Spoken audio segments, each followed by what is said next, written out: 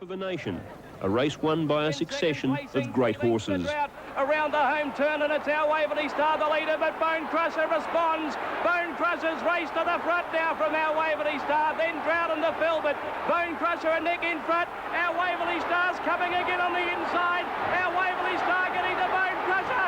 Bone Crusher and our Waverley Star, they hit the line. Photo, Bone Crusher.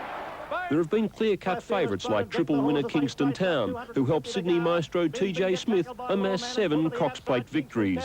Lawman has taken the lead with 100 metres to go, but look at Kingston Town flying home. Lawman's in front, Kingston Town getting him very quickly. Kingston Town going home the better, grabs the lead, Kingston Town. And there have been shocks, like 1988, when our advantage of a late scratching to grab this most prestigious of races. Our Poetic Prince, the leader, halfway down the running. Bone Crusher finishing on. Our Poetic Prince and Horlicks is flying home, but our Poetic Prince in front near home and will win. Our Poetic Prince by to the corner. And that's where Melbourne's fickle spring weather comes in yet again. Early this week, Vo Rogue was back in town, with trainer Vic Rail aboard in his distinctive Collingwood footy jumper. 12 months ago, Vo Rogue was 5-2 favourite to take the Cox Plate, and the thought of a heavy track was enough to have the Vo back home in his stable. The sight of Vo Rogue back on the Moonee Valley track in search of his third million gladdened the heart of racegoers.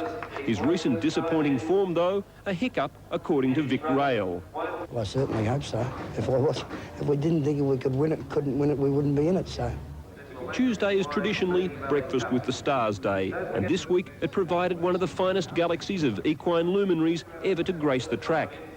Let's meet the contenders for this $1.7 million Weight for Age Classic, starting with the lady herself. The super heavyweight mare from New Zealand, one of 7 millionaires in the field, the winner of the 1988 Melbourne Cup, Empire Rose. Going to the front is Empire Road. Natski and Apollo run the challenges, but the great mare Empire Rose in front. Stride by stride, Natski wearing it down. Empire Rose a neck in front. Natski trying to peg it back. Empire Rose in front of the Melbourne Cup. Empire Rose. On Tuesday morning, the Valley was singing her praises as she put in a near-perfect preparation. Now, only the condition of the track remains a question.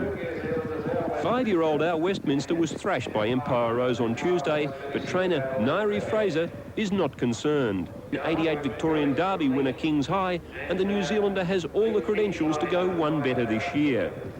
But the horse that most good judges believe will win has been home in Adelaide, quietly preparing to add the WS Cox Plate to his other laurels. Imported horse Elmerad has been at Colin Hayes Lindsay Park Stud, putting the finishing touches to his Cox Plate Melbourne Cup campaign, and CS has been delighted.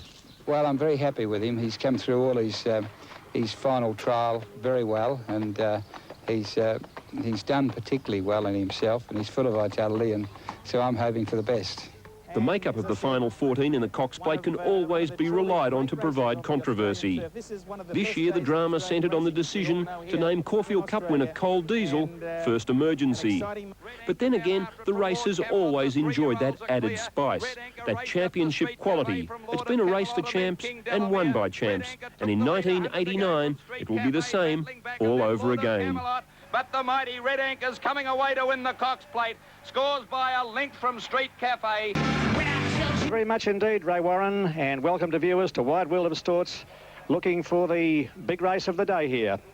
That's the 1989 WS Cox Plate, a huge crowd here for the running of the big event. Stylish Century is nicely clear, about 2 lengths to Elmerad, who's now second, a half length away, being hard-ridden. Tristan Vitalik running on.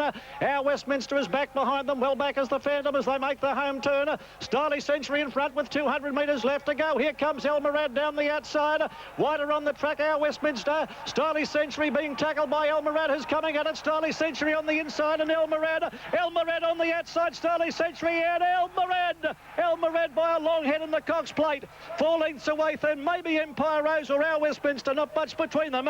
They're followed by Riverina Charm right on their heels, and then came Kings High, followed next home by Apollo Run, and further away is Tristan R, followed by Vitalik, Kortza, Procol Harum. Vo Rogue's a long way back, and well back to the Phantom, and last of all is Zabil. Oh, what a great performance by the Melbourne Cup favourite, Elmerad, as he inch by inch took ground off Starley Century, a bold front-running performance under the guidance of Kevin Moses, but Michael Clark has brought the Colin Hayes stayer down the outside, and Sheikh Hamdan bin Rashid Al, he'll be absolutely behind himself, the Sheikh Maktoum, taking out the Cox plate with Al Murad, and I won't be at all